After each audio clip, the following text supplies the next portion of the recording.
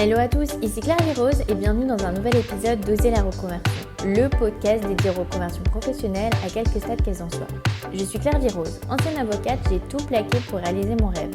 Je reçois ici chaque lundi un nouvel invité qui a osé la reconversion. Oser la reconversion est disponible aussi en version filmée sur YouTube si vous êtes curieux de découvrir encore plus les invités et sur toutes les plateformes d'écoute habituelles. Vous pouvez aussi rejoindre le groupe Facebook du podcast pour prolonger la discussion. Aujourd'hui, j'accueille dans Oser la reconversion Anouchka Rava, ancienne journaliste devenue actrice et humoriste. Vous pouvez la retrouver sur son compte Instagram Anouchka Rava. Depuis toute petite, Anouchka est passionnée de théâtre. Elle aime faire rire ses camarades de classe. À 17 ans, pour elle, c'est évident. Elle veut faire du théâtre après le bac. Mais son père d'origine iranienne n'est pas de cet avis. Il souhaite qu'elle fasse des études la menant à un métier stable et qu'elle gagne bien sa vie. Elle devient ainsi journaliste et travaille pour The Independent où elle interroge des hommes politiques et chefs d'entreprise. Elle sera ensuite assistante de production chez M6 et Bernard de la Villardière. Très vite, sa passion la rattrape et elle décide d'entreprendre des études de théâtre en même temps que son métier d'assistante de production. Mais cela ne lui suffit pas. Après quelques temps, elle décide de tout plaquer et part 3 ans aux États-Unis tenter sa chance comme actrice. Son père malade, elle revient en France finalement après 3 ans et cherche à nouveau un job de journaliste. Après quelques temps à osciller entre sa passion et un job stable, Anouchka est aujourd'hui actrice et humoriste à temps plein depuis 3 ans. Elle vit entre Paris et Londres où elle joue dans les comédie clubs des deux villes. Alors avec Anouchka, on a évoqué la nécessité de ne pas avoir de plan B pour réussir, sa peur d'avoir une vie instable financièrement, comment affronter sa famille, comment gagner sa vie en tant qu'actrice et humoriste et les différences culturelles entre Paris et Londres. Mais je vous en dis pas plus et laisse place à ma conversation avec Anouchka. Bonjour Anouchka, bienvenue dans Oser la reconversion, je suis ravie de t'accueillir. Bonjour, je suis contente de te rejoindre. Alors, est-ce que tu peux nous dire quel est ton métier actuel ? Je suis humoriste, actrice et auteure. Alors, ça n'avait rien à voir avec ton premier métier. Est-ce que tu peux nous présenter un peu tes études, ton premier métier ? Ouais, alors j'ai fait prépa Sciences Po et ensuite j'ai eu un bac plus 4 en communication et j'ai fait, c'était un système américain, donc bachelor major global communications et minor journalisme. Donc voilà, j'ai fait les deux. Et mon premier métier, c'était le journalisme. J'étais journaliste pour The Independent. Mon premier boulot, je suis partie en Côte d'Ivoire. J'avais 20 ans et j'ai eu une mission de 4 mois et je devais interviewer sur place des ministres, des chefs d'entreprise parce que c'était pour une advertorial. Donc il y avait le 16 pages spéciales. Donc tu avais le côté éditorial et ensuite publicité. Donc, on faisait les deux. Et du coup, je pensais que tu étais peut-être spécialisée en journalisme plus média, culture. Non, pas du tout. Le premier, c'était business. Je devais vendre des espaces publicitaires pour financer les parties éditoriales. J'ai interviewé à l'époque, pas que moi, on était plusieurs, Alassane Ouattara, qui est maintenant le président de la Côte d'Ivoire. C'était plus côté business. J'ai dû interviewer des chefs d'entreprise dans le pétrole, dans la téléphonie. On avait rencontré la ministre de la communication, la ministre de l'éducation. Donc c'était plus côté politique et business, ouais. Et comment tu avais trouvé ton premier job ? C'était pas évident. Il y avait 3 tours. En fait, mon frère m'en avait parlé. C'était par une compagnie qui s'appelait AFA Press et ils avaient des partenariats avec plusieurs publications, dont The Independent. Et donc par mon frère, j'ai envoyé ma candidature. Et ensuite, la dernière étape, c'était une semaine à Madrid, puisque la compagnie AFA Press est basée à Madrid, où tu devais montrer tes skills de négociation. Enfin, je parle comme Van Damme, c'est un enfer. Fallait montrer les capacités de négociation. Et ça te plaisait ? T'as fait ça combien de temps ? Ouais, en fait, donc ça c'était mon premier boulot, pendant 4 mois. Ensuite, j'ai continué quand même, j'ai fait des stages d'assistante de rédaction chez M6 et chez Bernard de la Villardière, assistant de production. J'avais adoré, c'était chouette, mais en fait, j'adorais écrire. Je suis assez business aussi, donc j'aimais bien ce premier boulot.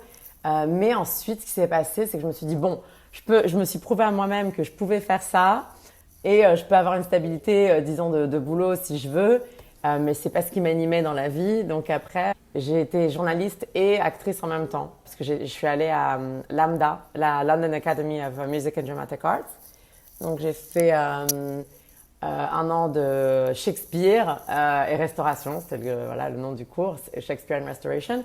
Ensuite j'étais à Paris, je suis rentrée directement en troisième année d'une école de théâtre, l'atelier du Sudden. Et en même temps, je faisais assistante de rédaction chez M6. Et comment tu as eu le déclic pour te lancer dans les études? Est-ce que c'était vraiment quelque chose qui était là depuis toute petite? Oui, en fait, j'avais commencé à 8 ans à prendre des cours d'acting. Et ce qui s'est passé, c'est que après, oui, quand j'avais 17 ans, quand j'ai eu mon bac, je voulais pas forcément aller à l'université. Mais mon père étant iranien, assez traditionnel, il fallait quand même avoir un diplôme. Et voilà, il n'était pas très d'accord pour que je fasse des études d'acting, filmmaking, tout ça. Donc il m'a dit, écoute, si je te paye des études, c'est pour faire un métier, après dans lequel tu pourras gagner de l'argent. Enfin voilà, parce que l'acting, c'est toujours des hauts et des bas. C'est pas très stable, quoi. Et oui, je me suis dit, qu'est-ce que je pourrais faire d'autre qui pourrait faire plaisir à ma famille sans que je m'ennuie trop. Donc voilà, j'ai étudié la communication et le journalisme. Oui, c'était le bon compromis. Ouais, exactement. Et alors, comment ça t'est venu l'acting? En fait, je faisais beaucoup d'imitations, d'accents, tout ça quand j'étais petite. Je faisais rire la classe, je faisais rire les copains à l'école. Et du coup, après, ouais, je voyais des films, je me disais, ah, c'est cool, ils font différents personnages. Moi aussi, j'aimerais bien faire ça. Du coup, j'avais demandé à ma mère de prendre des cours de théâtre à 8 ans. Donc, j'ai fait les cours Thérèse Amassé, ensuite les cours Simon et les ateliers jeunesse au cours Florent. Et alors, du coup, quand tu as fait tes études, quand tu as été journaliste, comment ça s'est passé dans ta tête entre les deux, un peu ta passion et ta nouvelle vie d'adulte? En fait, ça m'a pris du temps à accepter que j'allais avoir une vie de montagne russe, quoi.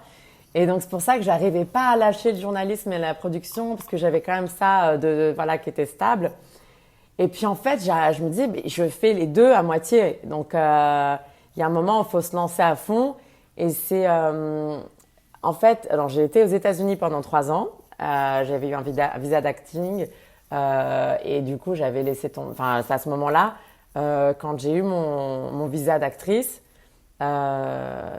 j'ai laissé tomber la production et le journalisme. J'ai dit ok, je pars, 3 ans, je me suis concentrée là-dessus et j'avais pas encore commencé le stand-up à l'époque, j'étais que actrice. Mais en fait, je pense que c'était parce que même à l'époque quand j'étais aux États-Unis, j'avais fait des cours d'improvisation et en fait, tu sais, c'est quand tu connectes the dots, quand tu essaies de connecter les liens en arrière, que tu comprends que tout ce que tu as fait, ça t'amène vers où tu es maintenant, finalement. Ouais. Parce que même quand j'avais été tout ce que j'avais fait dans le journalisme, finalement, ça m'avait aussi aidé à avoir avoir mon visa d'actrice. Parce que quand j'étais chez M6, tous les samedis, j'étais sur les émissions, dans une émission qui s'appelait Top Tendance. J'étais aussi dans tous les sujets. Et j'avais eu des lettres de recommandation du directeur des programmes d'M6. Ensuite, j'avais fait un truc, j'avais fait des pubs, tout ça. Et tout ça, ça m'avait aidé à avoir mon visa finalement.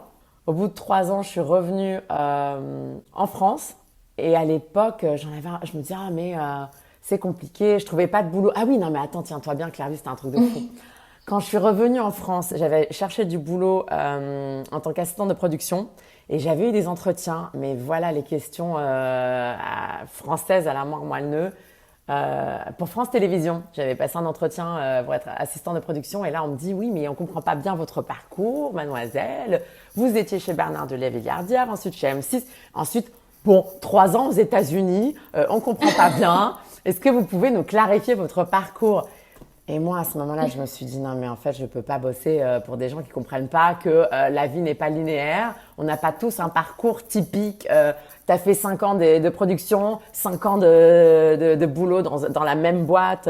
Tu vois, et ils étaient hyper étriqués d'esprit, en fait. Et après, j'ai rejoint une boîte qui faisait de la réalité virtuelle. Je me suis dit, ça, c'est funky, c'est cool. Et donc, j'ai joint Fat Cat Films, c'était première heure. Et je me suis fait scouter par Facebook pour une émission pour TF1. On était 600 à participer, on a été 12 à être pris.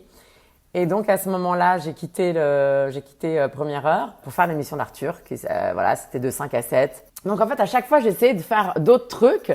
J'essayais de me remettre dans un parcours plus linéaire, quoi, on va dire. Et j'y arrivais pas. Enfin, la vie, puis voilà, on me dit ah bah tiens, est-ce que tu veux passer ce casting-là? Puis ouais, ça me titillait quand même. Donc je l'ai passé, je l'ai eu.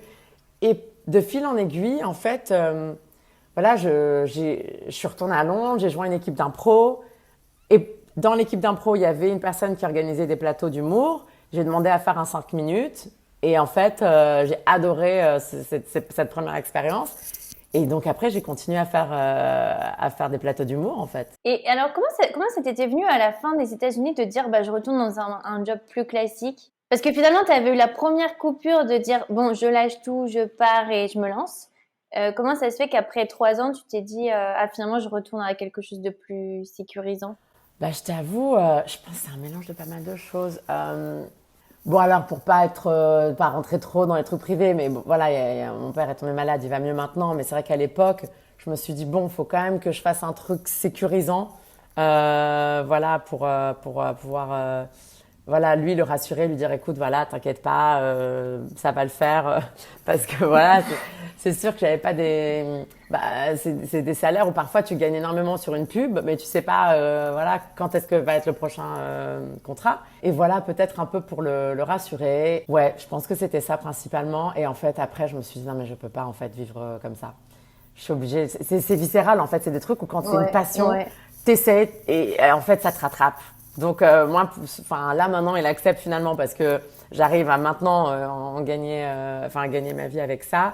Mais c'est vrai que ça a pris du temps de moi accepter que ça allait être mon mode de vie, parce que aussi c'est pas évident de faire accepter ça à sa famille et à son potentiel conjoint. Bah écoute, ouais, je sais pas, j'ai des salaires en dents de scie. Un jour, je vais gagner 10 000 et après rien pour 6 mois. Enfin voilà, c'est compliqué à accepter déjà pour soi et à faire accepter à quelqu'un d'autre déjà. Et du coup, tu as mis combien de temps entre la première fois où tu as quitté ton job et que tu t'es dit, ça y est, c'est pour de bon? Combien d'années? Je trouve que c'est intéressant de parler avec toi parce que j'ai pas eu beaucoup d'invités encore qui ont oscillé entre les deux. Et je trouve que c'est bien aussi de montrer aux auditeurs que finalement, ça peut se faire une transition plus en douceur. On n'a pas besoin de tout couper, sauter le pas et voilà quoi. Ça peut être un aller-retour aussi, mais finalement, on avance quand même vers là où on veut. J'avoue, c'est un parcours atypique, là. Ouais, parce que je pense que faut vraiment que ce soit une passion, parce que c'est vrai que moi, j'ai pas réussi j'aurais aimé dire bon, fuck, tu vois, à ma famille, je fais ce que je veux, laissez-moi tranquille. Mais je sais pas, peut-être j'avais pas assez confiance, j'avais pas la conviction que ça allait bien se passer, tu vois. Enfin, tu marches dans l'ombre, hein, tu sais pas, c'est toi-même qui dois faire les choses. Quand tu es entrepreneur, là, tu vois, c'est moi qui dois écrire au programmateur de plateau d'humour. Est-ce que vous avez une place? Nanana. C'est vachement, ouais, faut toujours, on est notre propre moteur en fait. Donc j'avais peut-être pas la confiance en moi enfin voilà, j'avais pas la conviction de mes idées, je pense, de me dire ouais c'est bon, je peux le faire. Donc je gardais toujours un pied dans un truc plus sécurisant, machin, pour me dire bon, j'ai quand même ça de côté. Et donc en final, quand t'as un plan B, bah ton plan A il foire. Donc faut pas, enfin voilà, j'ai compris ça. C'est-à-dire que faut pas avoir de plan B en fait. C'est ton plan A, il y a que ça, Et maintenant je suis dans ce mode-là. C'est-à-dire que ouais, si demain on me propose un boulot je sais pas, là par exemple mon père il me demande est-ce que tu peux m'aider à travailler à mi-temps, il travaille dans l'immobilier mon père, est-ce que peux-tu je dis non, je suis désolée, là je suis sur un mal lancé, faut pas me perturber. Ouais, parce que c'est hyper dur de vraiment continuer par soi-même, faut avoir la tête bien faite quoi, genre non, voilà, pas te laisser perturber parce que voilà, il y a des gens qui vont vouloir te dérouter. Et non, faut avoir que ton plan A en tête, quoi. Ça, c'est ce que j'ai compris finalement. Et c'est vrai que quand t'as pas de filet, du coup, tu te dis, bah, de toute façon, j'ai pas le choix que de réussir, donc tu te donnes encore plus. C'est ça, en fait, ouais. Et je pense que j'avais, en effet, peur de pas avoir de filet de sécurité finalement. Ouais, ben en fait, ça fait peur, mais faut y aller quand même. En fait, tu te lances et tes ailes apparaissent en même temps que tu te lances, tu vois. Je pense que c'est un peu ça, l'image, ouais, la métaphore que j'ai, c'est lance-toi et les ailes arriveront, quoi. Mais ouais, enfin, c'était une traduction parce que j'avais lu une citation comme ça, c'est jump and you'll find the way, quoi. Et comment tu t'es formée parce que ça paraît un milieu assez opaque. Comment du coup tu t'es formée, t'as su un peu ce qu'il fallait faire pour trouver les jobs? Alors là, je vais te dire, je crois que j'ai été guidée, Claire-Vie, je te jure. Il y a des moments où même moi, je sais pas. Enfin, si, je sais. Alors, je suis allée online. Premier truc, bon, alors déjà, j'ai fait mon premier plateau avec Frenchy Top, avec Jeff Vital. Mais après ça, je suis allée online, j'ai vu, ok, Comedy Store, truc. Je suis allée au Comedy Store, j'ai fait un gang show. Normalement, faut attendre 3 ans avant de faire un gang show. Moi, j'avais aucune idée de ce que c'était. Tu sais, ils peuvent t'éliminer au bout de 3 secondes s'ils veulent. C'est le public qui décide. Je suis allée à ce truc-là et c'était la deuxième fois que je jouais de ma vie, quoi. Mais sauf que ça m'a aidé parce qu'après j'ai demandé aux gens qui jouaient. Je dis ouais, il y a quoi d'autre comme plateau que je peux faire? Donc ils m'ont, tu vois, ils m'ont guidé sur d'autres plateaux, Comedy Virgins. À Comedy Virgins, il y a un gars qui me dit ah bah si tu veux, il y a un cours. C'est Cancer Research UK où tu as 8 cours gratuits et à la fin tu invites 10 personnes et donc ben, la troisième fois que j'ai joué c'était devant 400 personnes pour Cancer Research UK. Donc mais plusieurs trucs comme ça en fait ouais je me démerdais, je demandais donc j'ai fait les 8 cours et là le prof de ce cours-là m'a donné un bouquin de Logan Murray sur le stand-up, How to Get Started in Stand-up et Logan Murray, celui qui a écrit ce livre, donner des cours. Donc, j'ai fait les cours avec lui 12 séances. Donc, j'ai fait un autre 5 minutes au Museum of Comedy. Et il se trouve que 2 ans après, j'ai fait mon one-woman show à ce même comedy club. Donc, je me suis quand même boostée. Mais ouais, en fait, de fil en aiguille, t'as des gens qui te guident, mais quand ils disent un truc, moi, je suis pas là, ah ouais, on verra. Non, tac, je me renseignais, paf, ok, je fais le cours, faut faire les choses tout de suite. Quand t'es dans la lancée, faut battre le fer quand il est chaud parce que il y a tellement de gens qui veulent faire ce métier que faut pas y aller à la moitié, quoi. Et alors je me demandais comment ça se passe. Est-ce que quand tu joues, t'es forcément rémunéré ou parfois tu joues gratuitement justement pour te faire connaître, te Ouais, trouver au un début, public? non, quand tu fais des open mic de 5 minutes, en Angleterre, en tout cas, non. Je sais qu'en France, ils partagent les plateaux, ce que je trouve génial. Ils partagent le chapeau, pardon, des plateaux. Tu veux dire les entrées du coup? Le prix des entrées en fait? Non, alors en France, j'ai vu que, c'est entrée gratuite et c'est sorti au chapeau. Donc ensuite, Ah oui, on ok. se divise entre chaque humoriste les recettes, quoi, enfin le chapeau. Mais là, par exemple, quand j'ai fait mes propres spectacles, bah, j'avais la moitié des recettes. Je partageais entre le théâtre et moi. Donc là, je commence à gagner ma vie avec ça. Là, par exemple, hier, je headline. Quand tu headline, ça veut dire que c'est toi qui termine le show. Et là, oui. Mais au bout de 3 ans, voilà, je me fais payer. Mais parfois, je fais des plateaux pas payés pour quand je dois tester des nouvelles blagues. Par exemple, j'avais une grosse scène au Soho Theater qui était payée. La semaine d'avant, je suis allée faire quelques plateaux pour tester mes blagues, histoire de, après le jour même, être prête, quoi. Et comment tu fais, parce que toi, tu es quand même pas mal présente sur les réseaux sociaux. Est-ce que ça, c'est aussi quelque chose qui t'aide à te faire rémunérer ou c'est plus des gens qui viennent te voir, qui te connaissent? Comment ça se passe pour un peu, je veux dire, pitcher pour te faire rémunérer? En fait, là, mes spectacles que j'ai faits, ouais, j'ai eu de la chance d'avoir Français à Londres qui m'ont interviewé. J'ai fait pas mal d'interviews et j'ai eu des gens qui sont venus grâce à ces interviews. Et ouais, sinon, j'ai pas mal posté sur mes réseaux et c'est vrai que j'ai fait ça le comble parce que les gens étaient curieux de voir un spectacle. Ouais, petit à petit, tu vois, je suis pas hyper forte dans les réseaux, hein, by the way, je fais ce que je peux. Je dois faire plus de vidéo content, là, j'étais en train de me dire ça. Mais c'est vrai que moi, j'adore le rapport avec le public directement, d'être là derrière ma vidéo. Ça m'apporte pas grande joie, quoi. Mais on est obligé pour après, en effet, fidéliser un public. Mais pour pitcher, non, en fait, là, j'ai eu des opportunités grâce à Twitter, des gens qui m'avaient vu. Genre, il y avait le Museum of Comedy qui a posté le synopsis de mon spectacle et il y avait après le festival Tzitzit, qui était pour un festival pour les juifs. Donc, comme je raconte que je suis juive, musulmane et catholique dans mon spectacle et tout, ils m'ont demandé de jouer. Et là, il y a un autre truc où ils voulaient des humoristes de la région de Middle East. On m'a proposé de faire ça aussi. Ouais, petit à petit, tu sais, quand tu fais plusieurs plateaux, les gens, enfin voilà, te repèrent. Et c'est comme ça que je travaille, quoi. Quel conseil tu donnerais du coup à quelqu'un qui veut se lancer? Quelque chose que tu aurais aimé savoir, toi, il y a des années? Alors, jouer le plus possible, vraiment. Parce que j'avoue, les 6 premiers mois, je jouais une fois par semaine, machin. Et ensuite, j'ai fait le séminaire avec Tony Robbins, Unleash the Power Within. C'était 4 jours incroyables, vraiment. Il te dit massive action et tout. Donc, après ce séminaire-là, ça m'a vachement boosté. J'ai joué 4-5 fois par semaine et tout. Et c'est comme ça que j'ai réussi à écrire mon spectacle et tout. Mais ouais, je dirais jouer le plus possible, quoi. Parce que en fait, à chaque fois, tu tournes la roue, donc ça te redonne une chance de... Peut-être tu auras quelqu'un dans la salle ce jour-là. Tu multiplies tes chances de réussir. Ce qui est fou, c'est qu'il y a des gens, ils jouent toujours dans les mêmes salles. Et moi, j'aime bien jouer, me confronter à plusieurs différents types de publics. Donc, je vais partout pour voir si les blagues marchent sur différents types d'audience, tu vois. Parce que si tu te confortes dans juste la même salle tout le temps, machin, t'as pas vraiment une idée juste, en fait. Puis en plus, ce qui est fou avec ce que je fais, c'est qu'un jour, tu peux cartonner le même texte, hein. Tu peux cartonner dans une salle, tu vas dans une salle différente et tu te bides, quoi. Donc, tu peux jamais te reposer sur tes lauriers. C'est toujours, ouais, tu dois toujours te prouver que c'est bon, ça marche, machin. J'aime bien, moi, ça. Est-ce que tu peux nous parler un peu de ton spectacle? Je pars finalement d'expériences vécues.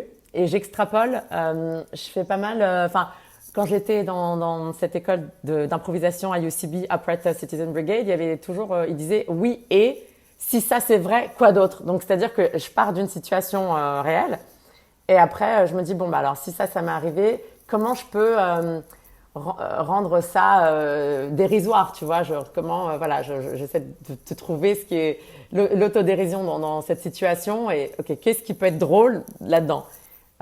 Mais ouais, je pars de ma vraie vie, hein. La plupart des trucs, c'est de vraies expériences. Et ensuite, moi, j'extrapole, quoi. Ouais.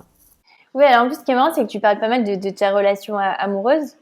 Oui, je parle pas mal de tout ça. Ouais, ma vie privée, mais je dis jamais de non, hein. mais ouais, j'ai écrit de nouvelles blagues sur mon nouveau copain. Donc voilà, ouais, non, c'est assez... ouais, chaque fois je suis inspirée par les expériences de la vie, quoi. Puis aussi des choses qui m'arrivent, je me dis mais c'est quand même bizarre. Enfin, des exemples où genre je me fais arrêter à Paris. Enfin non, je me fais arrêter. Je vais à la police à Paris pour dire que je me suis fait voler mon portable et là ça se retourne contre moi. La nana me demande mais vous êtes sûr que vous n'êtes pas en train d'essayer de frauder les assurances? Des trucs comme ça. Comment enfin voilà, ça c'était il y a genre 10 ans. Mais j'ai trouvé une façon de tourner ça au ridicule, quoi, parce que sur le coup j'ai pas eu la réponse. Bah maintenant je réponds 10 ans après. Et t'as l'impression qu'il t'arrive plus de choses justement? Non, en fait il m'est arrivé tellement de choses que je me dis faut que je raconte, c'est pas possible. Enfin il y a des trucs, même mes copines elles comprennent pas. Il m'arrive toujours des bricoles quand je voyage. Parce que j'ai la tête que j'ai, parce que je m'appelle Anouchka, Ravanchad, mon vrai nom c'est Ravanchad, c'est iranien. Quand tu vas à Tel Aviv, ça se passe moyennement bien. Tu vois, enfin, mal.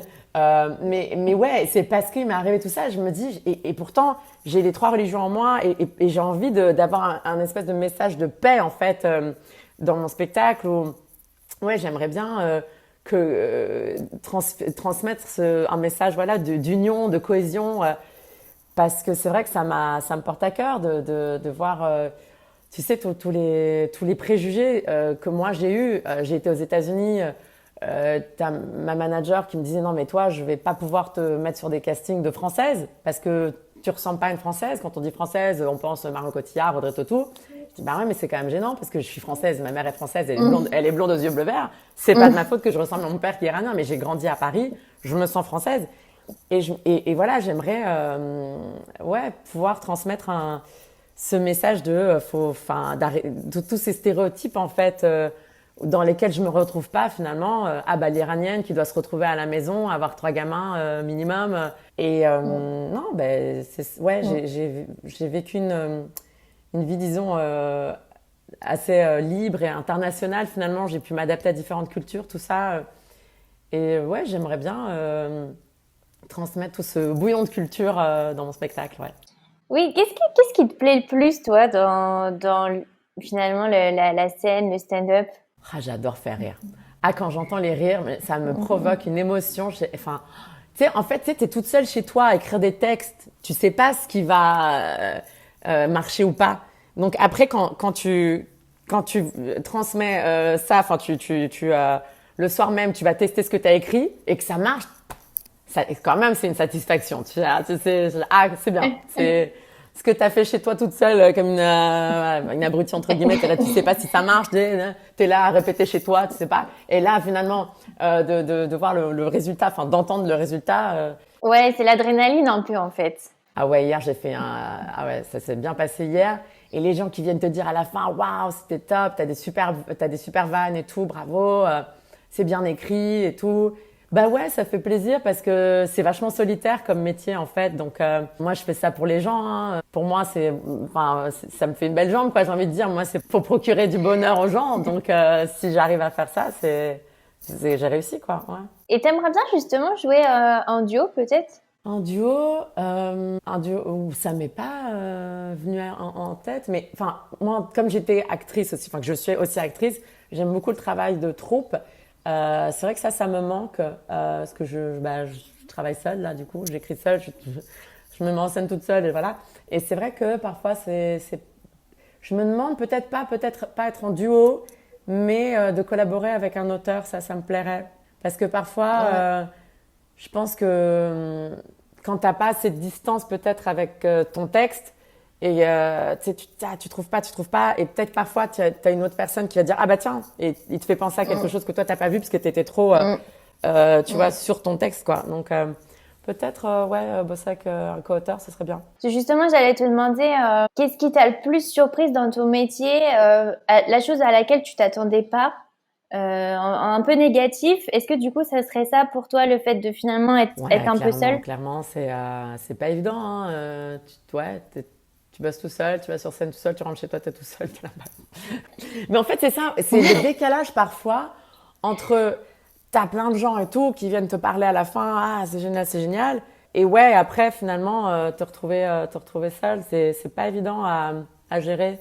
Mais bon, j'imagine que c'est pareil quand tu vas au bureau, que tu rentres chez toi. Enfin non, parce qu'il y a quand même t'as une vraie coupure.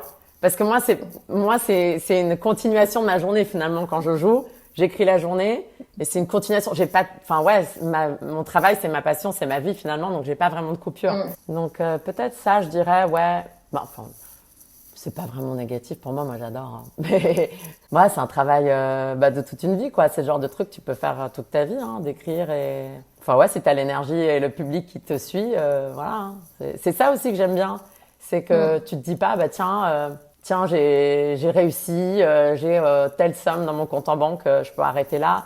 Enfin, moi, c'est tellement viscéral que même si j'avais X, je sais pas, amount dans mon compte, je voudrais le faire juste parce que j'en ai besoin. J'ai besoin du contact avec le public, les gens, quoi. Moi, je suis une people person, j'ai besoin des gens, quoi. Et alors, toi, tu joues entre Paris et Londres. Qu'est-ce qui te plaît dans chacune des villes? Est-ce que pour toi c'est complémentaire? Comment tu le ressens? Ouais, c'est complémentaire, mais alors j'ai pas le même personnage scénique en français et en anglais. Parce que du coup, en Angleterre, je suis la franco-iranienne à Londres. Alors qu'à Paris, je suis la franco-iranienne, mais à Paris, du coup, c'est moins exotique, entre guillemets. Enfin, je suis exotique dans le sens où je suis pas que française. C'est vrai que c'est un autre public mais c'est complémentaire dans le sens où j'ai des idées qui me viennent des deux villes, des deux cultures finalement, des trucs, peut-être que j'observe dans une culture et l'autre et qui me permettent finalement d'avoir des nouvelles idées. Quand je compare, je dis tiens, il se passe les gens réagissent de telle façon à telle blague, l'un informe l'autre en fait. Mais ce qui est assez intéressant, c'est que quand même, je me dis, l'humour, c'est universel, quoi. Tu trouves des thèmes universels, même si parce que moi, je suis pas je suis pas une humoriste. Enfin, pour l'instant, je suis pas engagée, machin. Je suis pas forcément à la politique, donc j'essaie de partir de thèmes humains.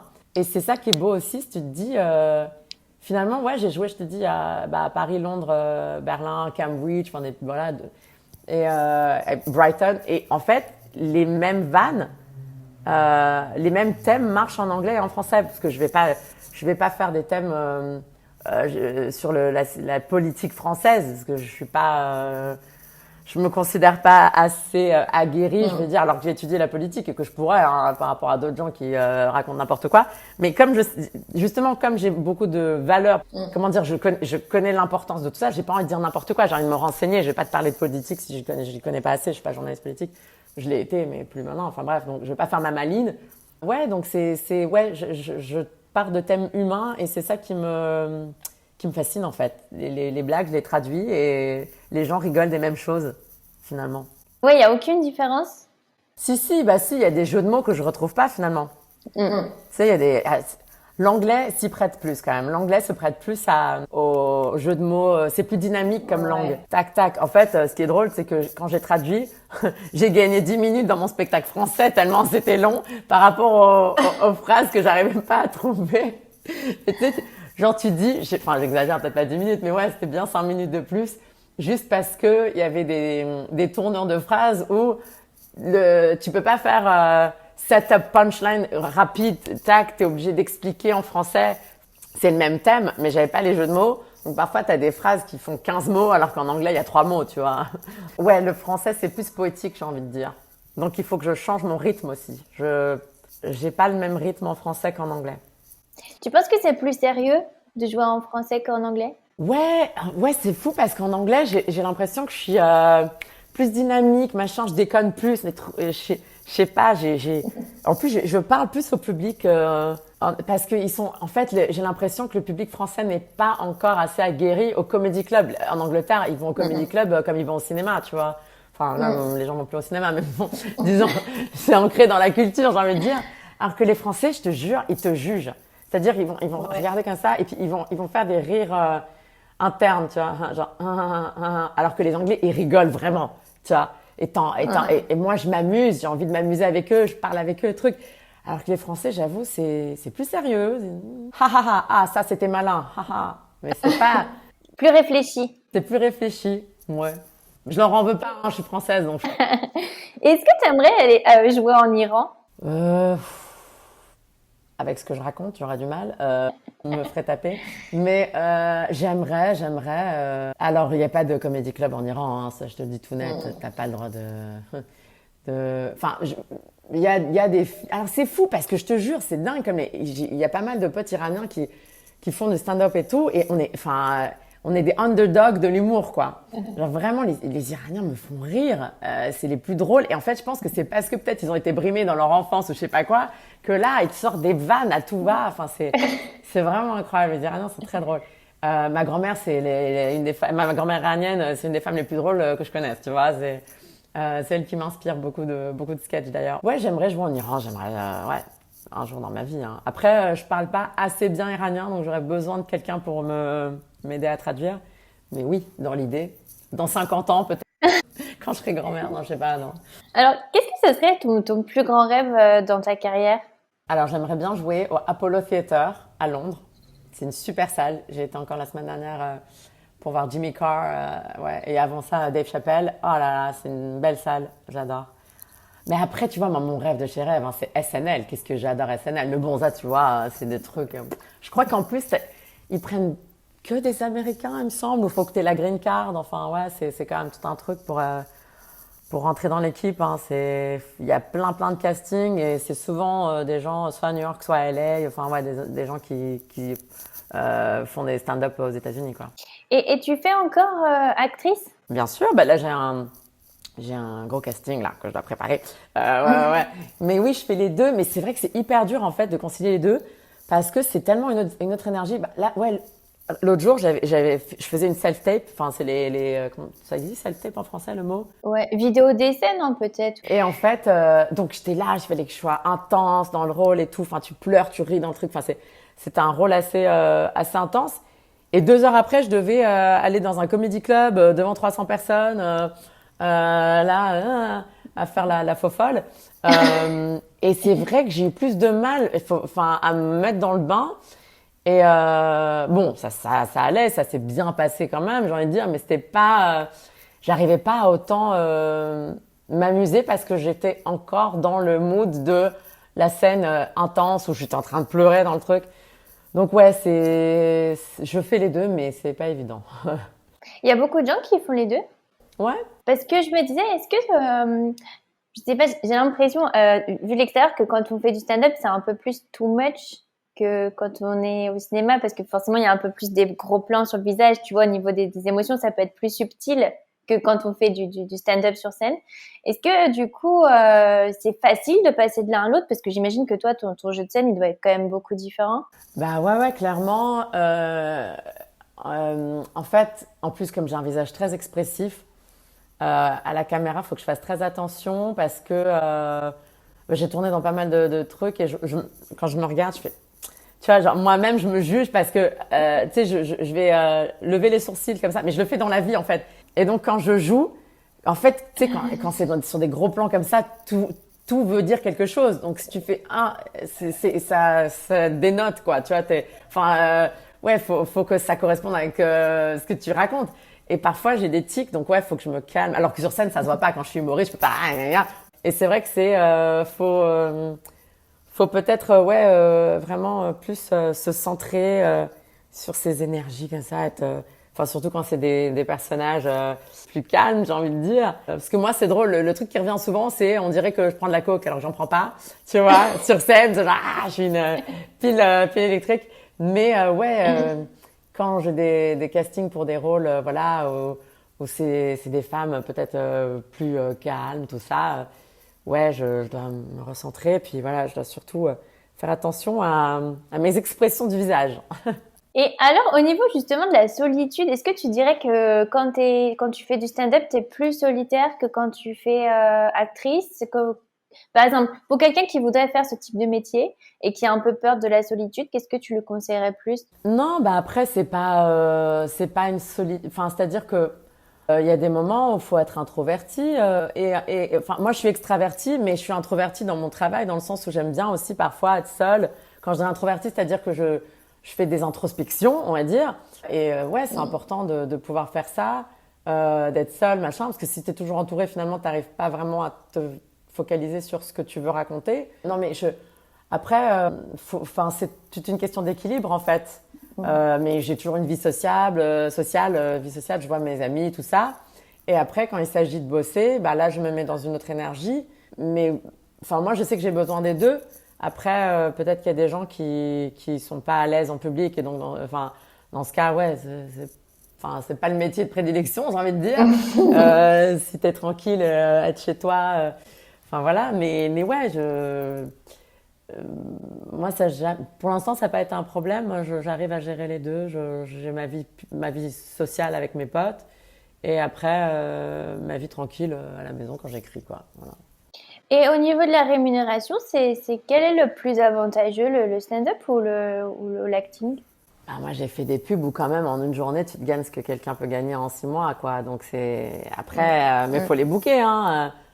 On est souvent une centaine. Le truc, tu passes 20 castings avant d'avoir un rôle, quoi. Donc après, c'est pas, le stand-up, on le fait pas pour l'argent, pour dire la vérité, hein. Moi, heureusement que j'ai des boulots d'actrice à côté. Pour payer les factures. Je fais des voix off, je fais des audiobooks, tout ça. Mais ouais, le stand-up, ça peut être très rémunérateur, mais il y a pas beaucoup de gens qui arrivent à ce stade-là. Je veux dire, j'ai des amis comme ça qui arrivent à gagner bien leur vie, mais j'ai des potes, ça fait 10 ans qu'ils font ça, qui gagnent pas bien leur vie, hein, alors que ils remplissent des salles et tout, mais c'est pas les mêmes sommes que tu pourrais te gagner en tant qu'actrice, quoi, j'ai envie de dire. Ouais, il y a pas les mêmes budgets en fait. À moins que que tu fasses un Netflix special, que tu remplisses des zéniths, voilà, c'est pas les mêmes revenus, hein. Quelle est ta vision, tes projets là en ce moment? Est-ce que tu peux nous raconter? Donc t'as le casting. Et non, mais là j'ai le festival de Leicester, Comedy Festival en Angleterre qui est assez connu, que je vais faire en février. Donc je vais faire mon one woman show. Ensuite, je vais faire Brighton. En fait, c'est ça. En Angleterre, t'as plein de comedy festivals. J'adore. Donc, j'essaie de les faire tous. Et l'idée, j'aimerais faire le festival d'Édimbourg que j'ai toujours pas fait, qui est un des plus gros festivals de spectacles vivants, voilà, en Écosse. Enfin, en fait, en Europe, finalement, t'as plein de gens de partout qui viennent. Voilà, c'est tous les mois d'août à Édimbourg. Ouais, j'aimerais bien faire ça. Et j'aimerais bien faire aussi, si possible, le festival Juste pour rire à Montréal. Parce que comme je joue dans les deux langues, c'est vraiment une ville qui me correspondrait vraiment. Parce qu'il y a 2 semaines en français et 1 semaine en anglais. Donc ça, j'adorerais faire, Montréal, ouais, si je peux. Mais encore une fois, c'est tout un processus pour voilà, les candidatures. Voilà, faut envoyer sa vidéo, faut être connu. C'est pas évident. Et est-ce que tu as besoin d'avoir un agent ou tu peux bosser ou d'être dans une agence ou tu peux ou toi comment t'es organisée toi? Bah en fait là j'ai été finalement j'ai des personnes qui m'ont contacté pour être mon agent, donc j'ai un agent maintenant d'humour aussi. J'ai un agent de voix et j'ai un agent de ciné, pub, télé. Donc j'ai trois agents. J'ai une agence de mannequin aussi. J'ai tout. Faut tout faire. Parce que pour les agences, les trucs de pub, c'est aussi mannequin de pub, quoi, finalement. Donc, j'ai aussi ça. Mais sinon, moi, c'est moi toute seule, en fait, hein. J'écris, pour mes stand-up, souvent, là, mon spectacle, c'est moi qui ai envoyé ma candidature, pour jouer pendant ce festival de Camden. Ensuite, j'ai été repérée par ça et des gens m'ont contacté. Mais sinon, ouais, c'est moi qui écris aux programmateurs des plateaux pour jouer. Et alors là, tu as fait ton premier spectacle récemment en français où tu étais toute seule. Qu'est-ce que ça t'a fait? Comment ta famille a réagi? Pour toi, c'était un accomplissement, j'imagine. C'était génial comme sensation parce que j'en rêvais finalement depuis que je suis gamine. Moi, il y avait ma mère aussi qui était là et c'était mon premier public quand j'étais petite. Je revenais de l'école, je la faisais rire et tout. Et là, de faire ça devant, il y avait une 50aine de personnes, c'était une consécration pour moi. Parce que je pensais même pas arriver à ce stade-là. Enfin, dans ma vie, j'ai tellement eu des bâtons dans les roues de ma famille qui me laissait pas faire ce que je voulais. Enfin, tu vois, finalement, faut vraiment avoir la tête dure, quoi. Parce que, je suis finalement arrivée à faire ce que j'aime. Et c'était un de mes défis que je voulais quand j'avais fait le séminaire de Tony Robbins en 2019. J'avais dit en 2021, je fais mon one woman show. Donc même s'il y a eu le Covid et tout, pendant le Covid, je faisais des Zoom shows, j'étais sur Clubhouse qui était une app audio, je faisais mes sketchs là-dessus et je testais mes vannes là-dessus. Et finalement, j'ai réussi quand même à faire 50 minutes de spectacle, voilà. Ouais, c'est énorme. Et quel conseil justement tu donnerais aux auditeurs qui ont un peu peur de, je dirais, affronter leur famille? Quel conseil tu donnerais? Toi, ça a mis un peu de temps. Qu'est-ce qui aurait pu t'aider pour des gens qui sont dans cette situation?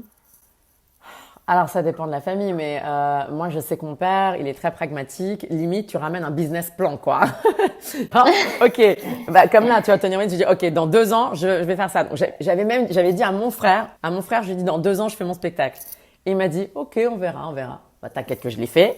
Mais ouais, c'est-à-dire qu'il faut d'abord être clair avec soi-même, avoir des vrais buts. Alors, ce qui est compliqué, c'est que on est un peu tributaire de l'envie des gens dans ce qu'on fait, dans ce domaine. Moi, j'étais assez chanceuse, entre guillemets, qu'il y ait des gens qui ont acheté les tickets pour venir me voir. Mais en tout cas, faut avoir la suite dans les idées. Tu dis, ok, mais à ta famille, tu peux simplement leur dire, après, si c'est des questions où les gens comptent sur toi pour amener une stabilité financière, là, ça va être compliqué. Donc là, tu dois dire à ta famille, désolé, mais là, je peux pas vous garantir ça parce que c'est pas le domaine dans lequel on peut avoir un salaire fixe, quoi. Et moi, en fait, finalement, mon père a accepté quand il a vu que vraiment je pouvais pas faire sans. J'ai essayé de lui faire plaisir. Je lui ai dit, papa, j'ai essayé de te faire plaisir, maintenant j'arrive plus. Faut que je vive pour moi. Si j'avais 30 ans, j'étais là, allez, go. Là, je peux pas vivre la vie de quelqu'un d'autre, quoi. Après, faut avoir des gens qui comprennent, qui soient compatissants. Faut avoir une famille, comment dire, ouais, je me répète, qui comprend, mais ça a pris du temps. Donc moi, faites pas la même erreur que moi d'attendre. Moi à 17 ans, j'avais même pas envie d'aller faire prépa Sciences Po, tout ça. Moi, si ça tenait qu'à moi, vraiment, j'ai pas eu le courage. À l'époque, j'aurais directement fait des cours de théâtre à 17 ans. J'aurais pas eu un bac plus 4, j'aurais pas été journaliste. Voilà. Mais Ouais. tu peux pas retourner dans le passé. Donc, moi, ce que je me dis maintenant, c'est, OK, ça sert à rien de regarder en arrière, c'est pas là où tu vas. Qu'est-ce que tu peux faire maintenant pour avancer? Par rapport à parler à la famille, alors c'est tellement au cas par cas, ce genre de truc. Mais en tout cas, ouais, faut vraiment soi-même avoir une telle conviction que personne ne peut te dissuader, en fait. Parce que moi, on a essayé de me dissuader. On a réussi d'ailleurs pendant quelques années.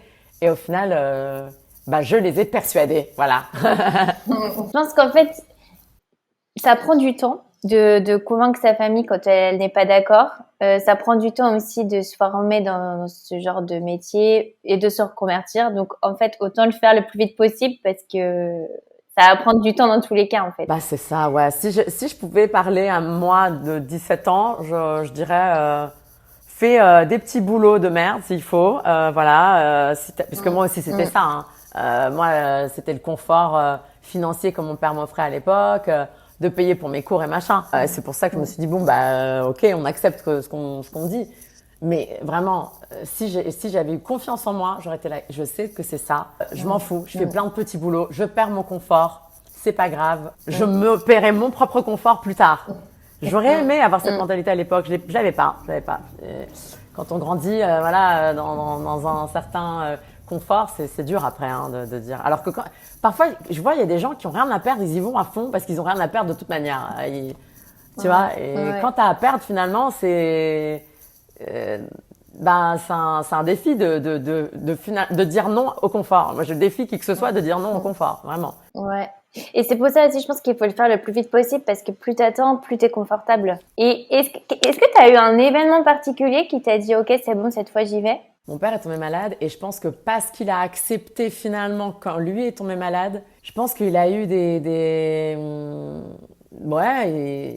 psychologiquement, et je pense qu'il a vu la vie d'une autre manière, quoi. Il a vu, la vie est courte et tout.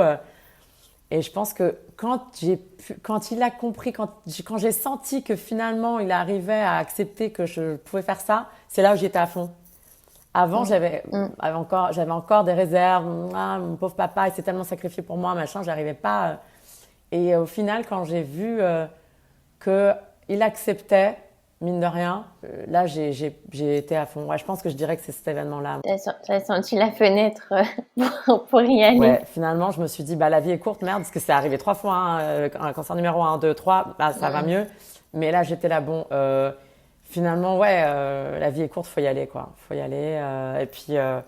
Et puis là, maintenant qu'il voit que ça commence petit à petit à marcher, il accepte d'autant plus. Donc, il est fier de moi. Maintenant, il dit à tous ses amis, il est humoriste. Alors, tout le monde se trouve ça génial. Je dis, c'est pas ce que tu disais quand Merci. Maintenant que ça va, que j'arrive à remplir des salles, là, c'est bon. Mais voilà. Donc, en gros, il faut le faire pour soi. J'ai compris maintenant que, ça m'a ralenti de vouloir faire plaisir à quelqu'un. Enfin, voilà, ta famille, c'est génial, mais finalement, tu vis pas pour eux, hein. Faut vivre pour soi. Donc, c'est la leçon que j'ai apprise, c'est faire les choses pour soi, vraiment. Ouais, c'est un super message. Alors, dernière question, c'est toujours la question que je pose à la fin. C'est quoi pour toi une reconversion réussie? Alors, de réussir à en gagner sa vie, j'ai envie de dire, financièrement, de pouvoir en vivre, quoi. Et puis, d'être comblé, c'est-à-dire que tu rentres chez toi, tu es heureux de ce que tu fais, t'as pas de regrets, tu te dis pas et si, parce que voilà, avec des si, tu peux mettre Paris en bouteille, comme on dit. Mais ouais, je dirais d'avoir le ressenti d'être serein, en fait. Tu te dis, je suis alignée avec moi-même, avec ce qui m'anime. De se dire, j'accomplis, je me sens utile à la société dans ce que tu... Voilà, pour moi, c'est ça, c'est... moi, de pouvoir procurer du bonheur aux gens, je me sens utile. Voilà, finalement, je travaille dans le bien-être, quand tu y penses. Donc, tu vois, tu t'apportes de la joie aux gens, quand tu peux. Et en plus, si je peux apporter des messages de cohésion, de paix et tout, encore mieux. Mais ouais, je pense que de se sentir utile, c'est important. Finalement, tu fais ce pourquoi tu sentais que tu étais faite. Oui, exactement. Ouais. Ouais, merci. Bon résumé. Un grand merci Anouchka, en tout cas ça nous a donné envie d'aller te voir. Alors est-ce que tu peux nous donner peut-être tes prochaines dates à Paris pour les auditeurs parisiens? J'en ai pas à Paris pour le moment, mais si mon Instagram c'est Anouchka Rava et je mets mes dates là-dessus parce que je vais sûrement être à Paris janvier, février, tout ça, donc je vais faire des plateaux à ce moment-là. Un grand merci. En tout cas, je mettrai tous tes liens pour que les auditeurs puissent te suivre. Merci beaucoup pour tout ce que tu as partagé. Merci à toi, ça me fait super plaisir. Merci. Et voilà, fini pour aujourd'hui. Merci d'avoir passé tout ce temps avec moi. Si vous avez aimé l'épisode, abonnez-vous et laissez-moi un commentaire si vous écoutez l'épisode sur YouTube.